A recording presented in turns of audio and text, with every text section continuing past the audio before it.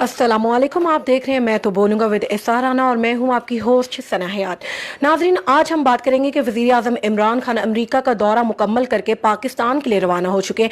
अब जानना यह है कि वजीराअज़म इमरान खान ऐसी कौन सी दो बातें अमेरिका से मनवा कर आए हैं। इस हवाले से बात करेंगे मारूफ तजजिया नगार ऐثار राना साहब से।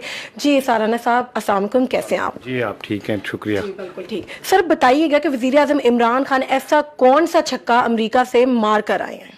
देखें, जो वज़ीर-ए-आज़म इमरान खान का ये दौरा है, एक्चुअली ये किसी सियासतदान का दौरा नहीं है, ये एक लीडर का दौरा था। इमरान खान का बॉडी पोस्चर, बॉडी लैंग्वेज, उनके गुफ्तगू का अंदाज़, उनका मिलना, उनका चलना, वो एक लीडर वाला था, एक सियासतदान वाला नहीं था कि वो घर हाथ में पर्चियाँ पकड़ के और यूँ यूँ यूँ उसके सामने करें। हाँ, कि वो लगे कि वो उसके कंधे पे हाथ रख के वज़ीर आज़म के वो खड़ा हो जाए कि जैसे को बाल का। Imran Khan behave like a leader. अच्छा, अब इमरान खान ने जो दो बड़े छक्के मारे जो आने वाले दिनों में होंगे, एक तो देखें कश्मीर का मसले पे मैं बाद में बात करूँगा। अमेरिका ने हमें इमदाद मिलती थी स्पोर्ट्स वो कोलेशन फंड की 1.3 मिलियन, वो उसने रोक दी थी। मेरे जो ज़राए हैं वो ये कहते हैं कि आने वाले दिनों में वो इमदाद बहाल होगी। पाकिस्तान के और अमेरिका के जो मिलिट्री ताल्लुकात थे वो कुछ कशीदा हो गए थे। मुश्तरका एक्सरसाइज, मुश्तरका कोऑपरेटिव जो इनके वो सारी थी वो रुक गई थी ड्रिल्स, अब वो भी दोबारा शुरू होंगी। जब इमरान खान पॉलिटिकल अपनी गेम खेल रहे थे तो उसी वक्त आर्मी चीफ जनरल बाजवा साहब जो थे वो उनके जो मिलिट्री इस्टेब्लिशमेंट है उनके साथ मुज़ाकरात कर रहे थे। बल्कि जितना प्रोटोकॉल इमरान खान को मिला उतना ही प्रोटोकॉल जनरल साहब को भी मिला। जब वो वहाँ गए, उनके chief of the army staff से मुलाकात हुई, उनको बाकायदा तोपों की सलामी दी गई, गार्ड ऑफ ऑनर पेश किया गया। फिर वो सेनेटर्स से मिले, वो जनरल मैक से मिले, वो बेशुमार लोगों से मिले। और वो जो ट्रस्ट डेफिसिट पाकिस्तान का और इंडिया का था, अमेरिका का था, वो कम हुआ है। अमेरिका को हम पे एक ही एतराज़ था कि जी हम उनसे फ़ंड तो ले रहे हैं लेकिन हम उनको वाइस वर्सा कुछ वो रिस्पॉन्स नहीं दे रहे। अब अमेरिका इस वक्त बुरी तरह फंस गया है इस खित्ते में। अमेरिका ने अफ़गानिस्तान को खाली करना है, पाकिस्तान के बगैर ये मुमकिन नहीं है। तालिबान देखे, पाकिस्तान के जो ब्रेन्स हैं उनको मैं सल्यूट इसलिए पेश करना चाह रहा हूँ कि उन्होंने जो डॉक्ट्राइन अमेरिका ने बनाई थी ना, उसको ना सिर्फ ये कि बड़े तहम्मुल से बर्दाश्त किया, बल्कि उन्होंने उस डॉक्ट्राइन को नाकाम करते हुए जो पाकिस्तानी पर्सपेक्टिव में, जो पाकिस्तान के इंटरेस्ट में चीज़ें थी, उनको इस सतह पे लेके गए कि आज इंडिया जो है वो ऐसा लगता है जैसे दूध में से मक्खी की तरह निकाल के फेंक दिया है। तो मेरी बात लिख लें, एक तो जल्द आप ये खुशखबरी सुनेंगे कि अमेरिका ने हमारी इमदाद बहाल कर दी है। फिर आप ये जल्द सुनेंगे कि हमारे और अमेरिका के जो हमारे आर्मी के उनके ताल्लुकात थे, जो वो मुश्तरका एक्सरसाइज ये वो रुक गई थी, वो दोबारा शुरू हो जाएंगी।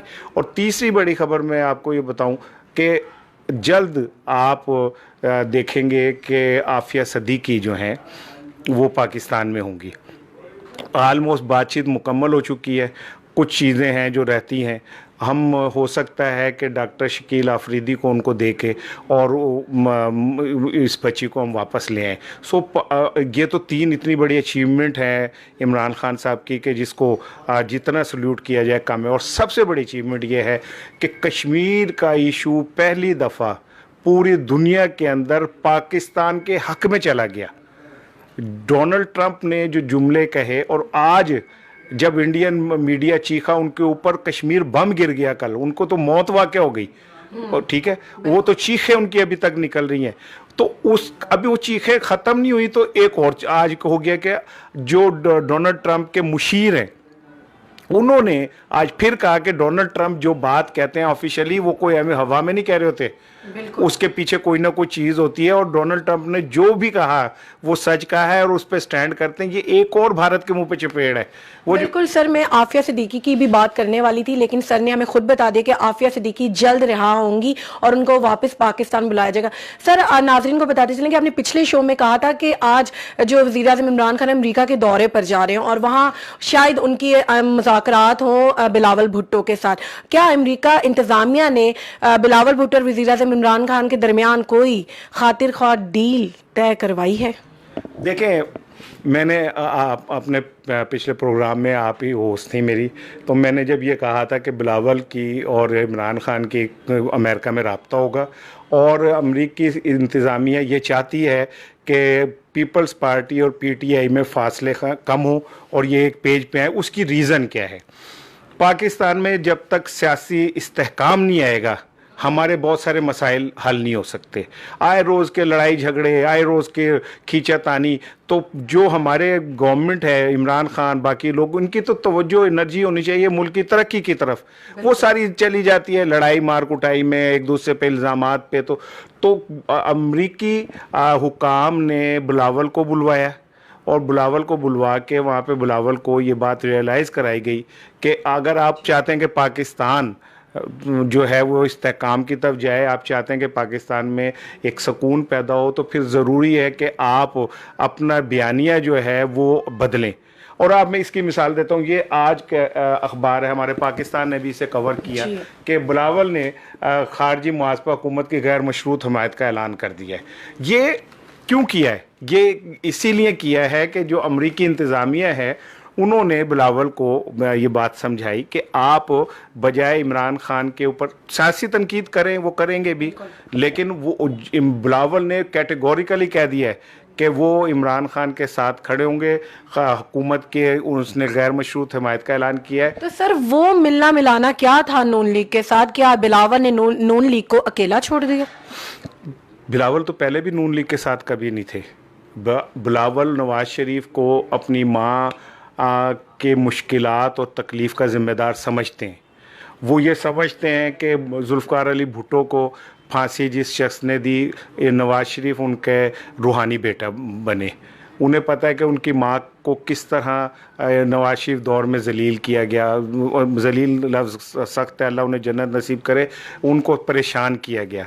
बिलावल कभी भी अंदर से नून लीग के साथ थे ना। वो उनके वालिद साहब की एक सियासी सोच थी कि इस मौके पे हुकूमत पे प्रेशर बढ़ाने के लिए नून लीग और पीपल्स पार्टी को इकट्ठे होना चाहिए, तो वो मजबूरन उन्होंने ऐसा किया। लेकिन मैं आपको एक बात बता दूं कि जरदारी की निस्बत बिलावल बहुत प्रोग्रेसिव हैं।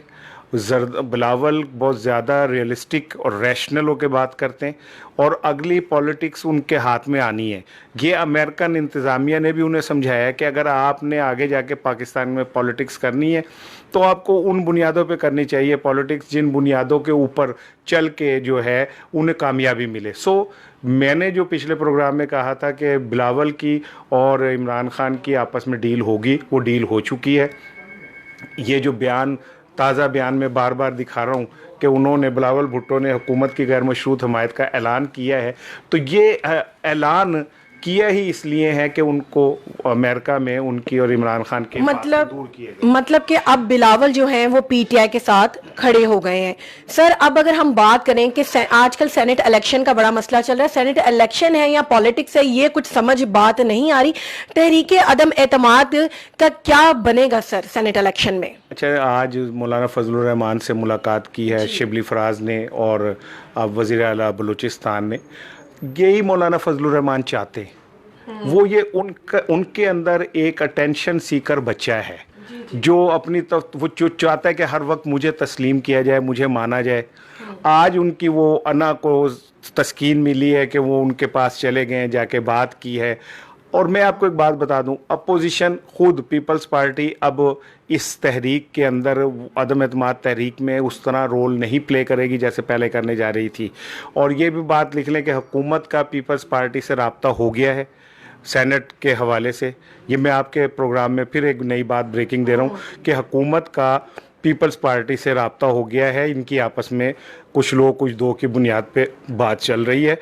और बिलावल का जो बयान है उसको अगर आप मौजूदा हालात में मिलाकर देखें तो आपको ये बात समझ आ जाएगी कि पीपल्स पार्टी अब अपना स्टांस चेंज कर रही है। और पीपल्स पार्टी आहिस्ता आहिस्ता वो ये नहीं करेगी कि वो इमरान खान को गले मिलेगी या उसके साथ चलेगी, वो अपनी सियासत भी करेंगे, तनकीद भी करेंगे, लेकिन वो डिस्ट्रक्टिव पॉलिटिक्स जिससे हमारी चीज़ें रुक गई हैं, हम एक जगह पे आके खड़े हो गए। सेनेट एक सबसे मुअज़्ज़ज़ इदारा होता है। लेकिन ये गेम क्या है कि एक तरफ सेनेट में सादिक संजरानी को हटाने की मुकम्मल तैयारी कर ली गई और एकदम आते ही ये चीज बदल गई, वरना हासिल वज़ंजो को उनकी जगह उम्मीदवार इत्तेफाक से बना दिया गया था। ठीक है, हासिल वज़ंजो अभी भी उम्मीदवार हैं, लेकिन ये खुद अपोजिशन को भी पता है कि जो सेनेटर्स उनके पास आ रहे हैं, 62 सेनेटर्स की उन्होंने कुव्वत शो की है, लेकिन जब इलेक्शन होगा और वो इलेक्शन खुफिया रायशुमारी से होगा, कौन क्या वोट किसको दे रहा है किसी को नहीं पता चलेगा।